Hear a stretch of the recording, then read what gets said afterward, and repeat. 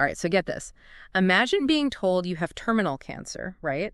Accepting your fate, and then, after you die, an autopsy reveals you never actually had cancer. Oh, wow. It sounds wild, I know, but that's exactly what happened to a man named Sam Lond back in the 1970s. That's incredible. It really makes you wonder, could our minds really be that powerful? That's what we're diving into today with Dr. Joe Dispenza's book, You Are the Placebo. Yeah, this story, while extreme, really highlights a powerful concept, the nocebo effect, where negative expectations can actually manifest physically. It makes you wonder, like, if our minds can make us sick, can they also heal us? It's a huge question, and it's one that Dr. Dispenza tackles head-on in his book. We're going to be exploring the mind-body connection and the power of belief, going way beyond the simple idea of a sugar pill placebo. Right, you're probably familiar with the placebo effect from, like, those sugar pill studies. Yeah. But what's truly fascinating is how deeply it impacts our biology. Like, Dr. Dispenza presents these case studies that just demonstrate its power. Like, there's a woman named Schoenfeld who participated in a trial for the antidepressant Effexor. She was in the placebo group, meaning she received a sugar pill instead of the actual medication. And her depression still improved, right? Exactly. But it goes even deeper than that. Her brainwave patterns actually changed, mirroring the changes seen in people who respond positively to Effexor. So it wasn't just about her, feeling better. Her brain was physically changing in response to a placebo. Wow. So it's not just about tricking ourselves into feeling better. It's about the belief actually triggering actual measurable changes in our bodies. Precisely. And it's not just limited to depression either. Dr. Dispenza also discusses the case of Mr. Wright, who had terminal cancer. He was treated with this new drug called Crebiozan, and remarkably, his tumors began to shrink dramatically. Okay, but I thought Crebiozin was later found to be ineffective. It was. The news eventually came out that Crebiozin was essentially a dud, having no real medical effect. And predictably, Mr. Wright's cancer returned. But his doctor, suspecting the power's belief was at play, told Mr. Wright that he had relapsed because he had received a bad batch of the drug and that he had a new good batch to administer. Of course, it was still a placebo. So what happened? Did Mr. Wright buy it? He did. And incredibly, he improved again. His tumor shrunk, and he experienced a second remission. This case perfectly illustrates Dr. Dispenza's point about the power of belief to override even our understanding of a treatment's efficacy. It's almost as if Mr. Wright's belief was so strong it actually dictated his body's response. It's like the mind has a direct line to the body's control panel. Right. You'll notice a pattern in these cases. Each time a person's belief, whether positive or negative, directly impacted their physical state. But before we get ahead of ourselves, I'm curious, are these just like isolated incidents? Does the placebo effect show up in other areas of medicine? It absolutely does. Yeah, we see it in a variety of medical contexts, from pain management to Parkinson's disease, and it's not just limited to modern medicine either. Oh, really? What do you mean? Well, Dr. Dispenza, he dives into some fascinating historical examples like voodoo curses to illustrate how deeply ingrained this mind-body connection is. Voodoo curses. Now that's something you don't hear every day. Right. Dr. Walter Cannon's research on this is particularly fascinating. He studied cases where people, they died after being cursed, despite no physical injury or poison being involved. So are you saying they died just because they were cursed? Well, it's not quite that simple. Cannon concluded that the fear and social isolation resulting from the curse triggered this cascade of physiological responses. Essentially, their belief in the curse's power became like a self-fulfilling prophecy, influencing their physical health and in some cases leading to death. Wow, it's almost like their bodies were responding to the perceived threat of the curse as if it were like a real physical danger. That's incredible. It's like the mind, it can't distinguish between a perceived threat and an actual one. Are there any other examples like this? There's a study on fake knee surgery that really drives this point home. Dr. Bruce Moseley conducted a study where he performed sham knee surgery on a group of patients with osteoarthritis. They were divided into 3 groups, so one group received standard debridement surgery, another received lavage, and then the third group received sham surgery, where incisions were made but no actual procedure was performed. Wait, so one group basically got fake surgery, and they didn't know it. That's right. And the incredible part is that all 3 groups experienced the same level of pain relief and improvement. Even the patients who underwent the sham surgery, which is essentially a placebo procedure, reported feeling significantly better. So even the perception of having surgery was enough to trigger healing? That's wild. It is, right. So we've seen how belief can impact healing, even in the absence of, real medical intervention. But how does this actually work? Well, to answer that, Dr. Dispenza dives into the science behind this mind-body connection, exploring concepts like epigenetics and neuroplasticity. Okay, let's unpack those. I've heard those terms before, but could use a refresher. What exactly are epigenetics and neuroplasticity, and how do they relate to the placebo effect? So epigenetics is the study of how our genes are not like these fixed blueprints, but rather can be influenced by environmental factors, including our thoughts, emotions, and experiences. It's like having a dimmer switch for our genes, turning them on or off. So it's not just about the genes we inherit, but about how those genes are influenced by our environment and, fascinatingly, our thoughts and beliefs. That's pretty empowering, isn't it? It means we have more control than we might realize. Absolutely. And then there's neuroplasticity, which refers to the brain's remarkable ability to change and rewire itself throughout our lives. This challenges the old belief that our brains are static after a certain age.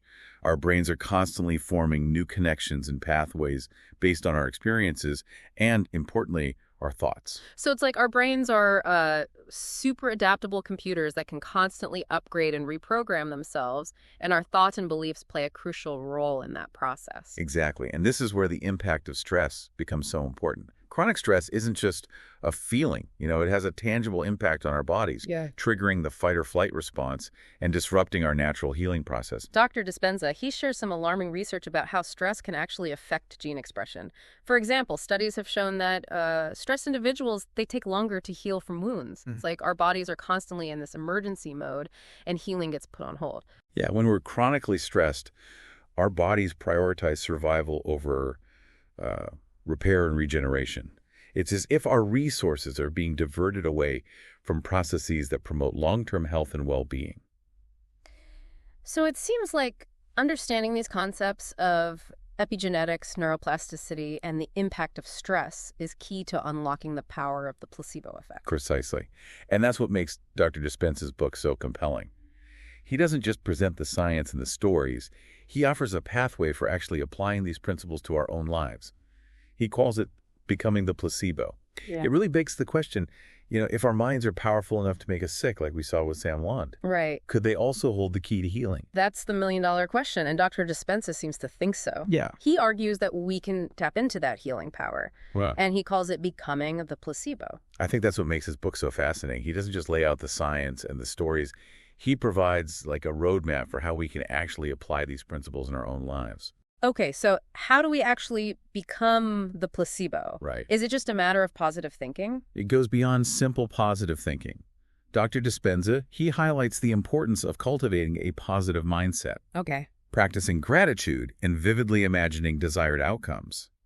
He suggests that these practices can have a real impact on our biology. It's like we're sending a blueprint to our bodies, telling them what we want them to create. Exactly. And he doesn't just throw these ideas out there. He backs them up with scientific research and these incredible case studies. Like Lori's story, the one where she reversed a degenerative bone disease. Yes. Lori's case is a powerful example of what's possible when we harness the power of our minds. Remember, she was diagnosed with polyostotic fibrous dysplasia at a young age, a condition with no known cure. It sounds incredibly painful and debilitating. It is. The condition causes the body to replace normal bone with fibrous tissue, leading to pain, weakness, and fractures. So how did she turn things around? She refused to accept her diagnosis as a life sentence. She began practicing meditation consistently, visualizing her bones regenerating and healing, and over time, she started noticing improvements. So she was actively participating in her own healing, using her mind to influence her body. Exactly. And when she went back for a bone scan, the results were astounding. Her bone density had increased significantly, and her doctor was baffled. He said her results were perfectly normal. Wow, she literally healed herself through the power of her mind. Yep. It's incredible to think that we have that kind of potential within us. It is. And Lori's story isn't an isolated incident. Dr. Dispenza, he shares other remarkable stories, like John, who experienced this incredible recovery after a spinal cord injury. A spinal cord injury. Those are usually considered permanent. Yeah. How did he recover? John's case is a testament to the power of determination and the mind-body connection. He was told he would never walk again, but he refused to believe it. He incorporated meditation into his rehabilitation program, visualizing himself moving freely and effortlessly. Even though he couldn't physically move, He was using his mind to create a new reality for his body. Yes, and slowly but surely, he started making progress. He regained control of his bladder and bowels, his spastic tremors decreased, and even started doing, modified workouts. That's remarkable. It really challenges the notion of what's possible with healing. It does. John's story highlights that even in the face of, seemingly insurmountable challenges, the mind can still exert a powerful influence on the body. It seems like a common theme in these stories is that these individuals didn't just passively hope to get better. They actively participated in their own healing. You're absolutely right. They understood that they weren't just victims of their circumstances. They had the power to change their internal reality, and their bodies followed suit. It's like they tapped into an inner pharmacy, activating their own healing potential through the power of their minds. Exactly. And Dr. Dispenza believes that this potential is available to all of us. It's not limited to just physical healing. Are you saying we can apply these principles to other areas of our lives? That's precisely what Dr. Dispenza suggests. He believes that the principles behind the placebo effect can be applied to any area of our lives, from relationships to career success. It's about recognizing that we are not limited by our past experiences or current circumstances. That's a powerful concept. So if our thoughts and beliefs can literally change our biology, what else might we be able to achieve if we consciously choose to align our minds with health, happiness, and success? That's the question Dr. Dispenza invites us to explore. He provides a roadmap for how to actually do this, how to become the placebo and create the life we truly desire. Okay, so how do we do it? Where do we even begin? Dr. Dispenza breaks down the process into 3 key steps: letting go of the past, being present in the moment, and creating a new future. So it's a journey of transformation, a journey of rewiring our minds and aligning our thoughts and beliefs with the reality we want to create. It is, and it all starts with awareness. Awareness of what exactly? Awareness of the unconscious programs and emotional baggage that we're all carrying around. It's about recognizing how those past experiences, especially the negative ones, have shaped our beliefs and behaviors. So we need to take inventory of our mental and emotional clutter, those old tapes that keep playing in our heads and influencing how we see ourselves and the world. That's a great way to put it. Once we become aware of those programs, we can start to detach from them. It's not about suppressing or denying them. It's about acknowledging them and then choosing to no longer let them define us. Okay, that makes sense. But how do we actually detach from those deeply ingrained patterns? They can feel so powerful and overwhelming sometimes. Dr. Dispenza suggests that meditation is a powerful tool for this process. It allows us to observe our thoughts and emotions without judgment, creating some distance between ourselves and those old patterns, giving us the space to choose something different. So through meditation, we can create a separation between who we are and the thoughts and emotions that arise. Exactly. We can learn to observe them without getting caught up in them. And this detachment is crucial for creating lasting change. So that's the first step, letting go of the past. What about the second step? Being present in the moment. It sounds so simple, yet in our fast-paced world, it can feel incredibly challenging. It is challenging, but it's also incredibly liberating. Being present is about shifting our attention away from the past and the future and fully inhabiting the now. But how do we actually do that? How do we quiet the mental chatter and bring our attention back to the present moment, especially when we're constantly bombarded with distractions? It takes practice, and it's a continuous process.